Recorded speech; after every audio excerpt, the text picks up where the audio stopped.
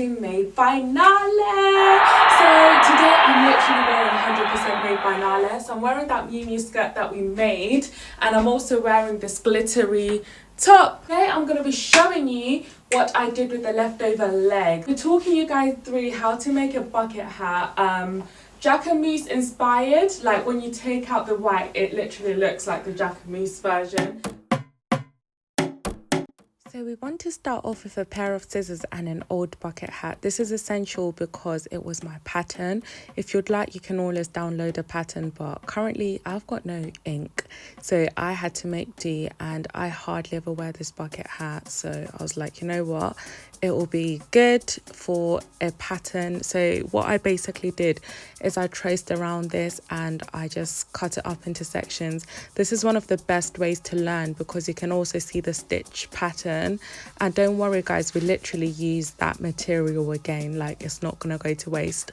I used the lining from inside that bucket hat to line my new bucket hat, and I'm gonna also use the rest of the material to make something else. So yeah guys, watch me create the pattern.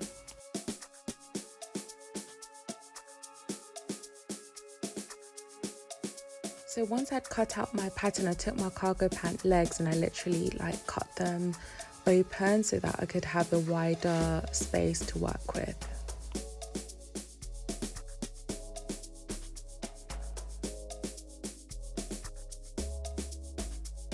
Once I had done that, I took my shapes that I cut out, and this is from the pattern of the old hat, and I literally just laid it out on my cargo pant material, just kind of like weighing it up. This is so easy, and I just wanted to see if I could play around with some of these little detailing for the hat. And yeah guys, just like line it up and see how things are going. I was trying to do as much as I can to keep this as zero waste as possible, so you'll see me just playing around with it.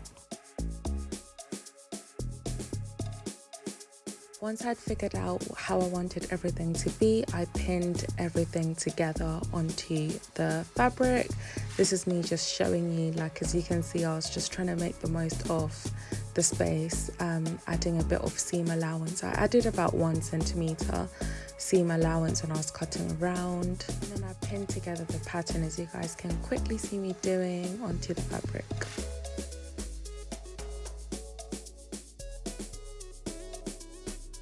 Once that was done, I went on to cut out my pattern. This is me just lining everything up, and you just want to cut.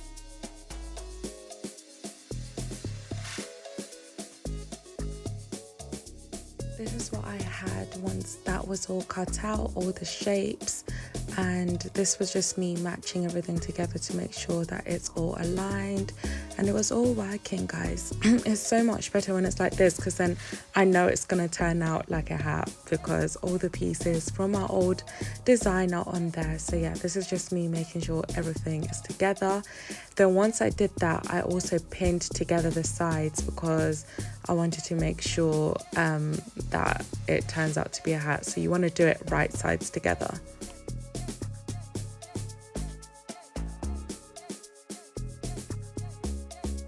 So sewing this together was a lot easier than I thought. So it's right sides together and literally sew it down, and then I just started to remove the pins because I was a little bit worried that I'd lose track. So I kept all the pieces stuck onto the pattern, but then eventually I just like removed it. So you just want to like sew down to close both sides. That's it. Leave the bottom open.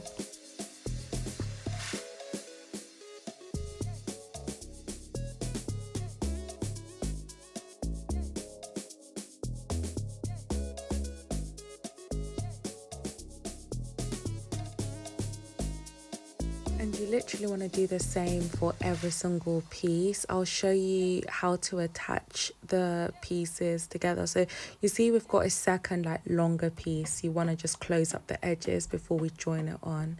That's what I was doing here.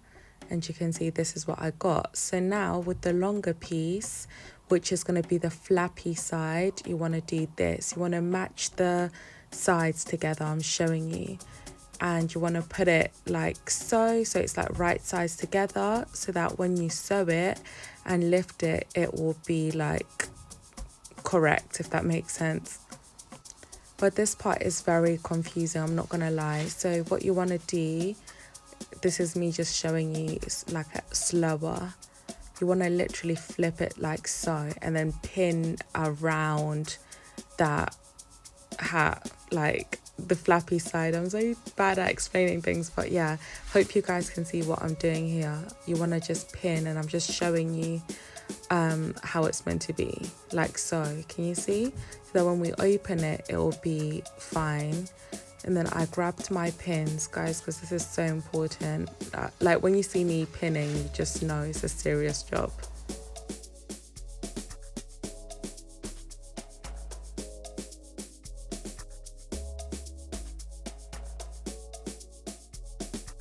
And then on my sewing machine, I literally just sewed everything together in a circle because you want to make sure that all the sides are connected. This is honestly the best way to do it. As you can see, I am literally making sure that it matches up, and sewing, take your time with this.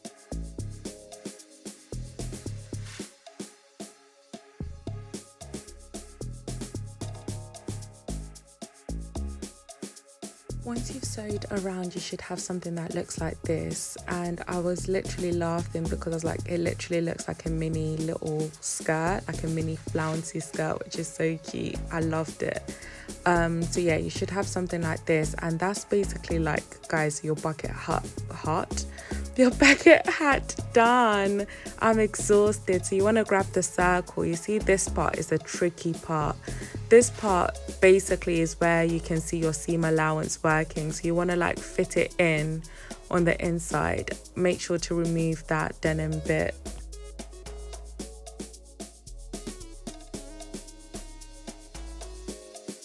So this is how I did this. I literally put the circle inside the hat, and I literally left quite a bit of like allowance. You can see me just experimenting on how to do it, but yeah, that's basically what I did.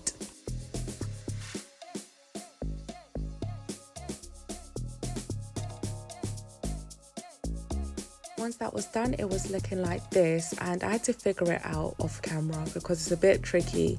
But what I basically did is I pinned the middle section to the circle section together by like kind of like, let's say you're baking a pie, for example, and you fold it over sort of thing, but instead of like folding it, like rolling it over, I just added a pin on the side. So like, you know, when you put a fork and you like press the fork and it stops everything from coming out on the inside, that's the best way to explain it. I kind of like pinned it together like that. I'm sure there's a more technical term to explain that, but you can see me doing that.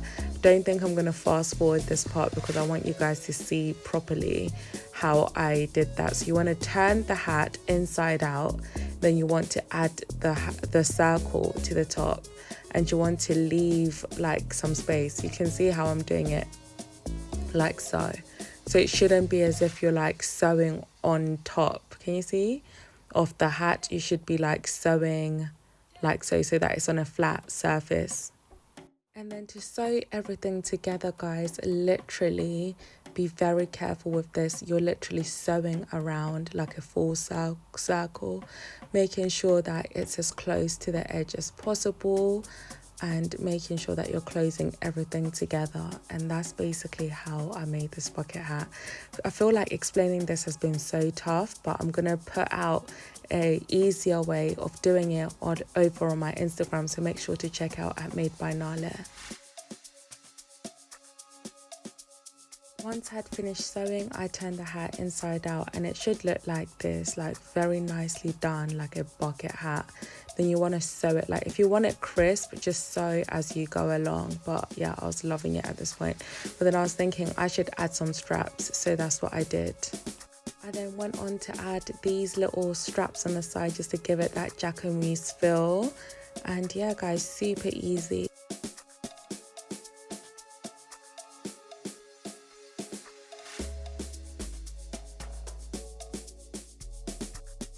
this is literally the hat, guys. At this point I was so gassed. I was so happy, guys. I was so happy, even trying to put it on top of my afro. But yeah, guys, that's literally how I made it. And then I went on to add some like little added extra bits to make it more Miumiu. But yeah, guys, I was so obsessed and so happy with it. And then last but not least, this is me just adding back that lining from the old hat into the other hat. I actually hand stitched this because at this point I was just tired of sewing on my sewing machine. And yeah, guys, it looks so cute.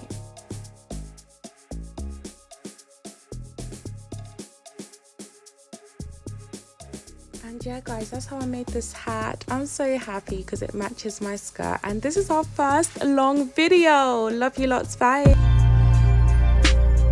Yeah, yeah.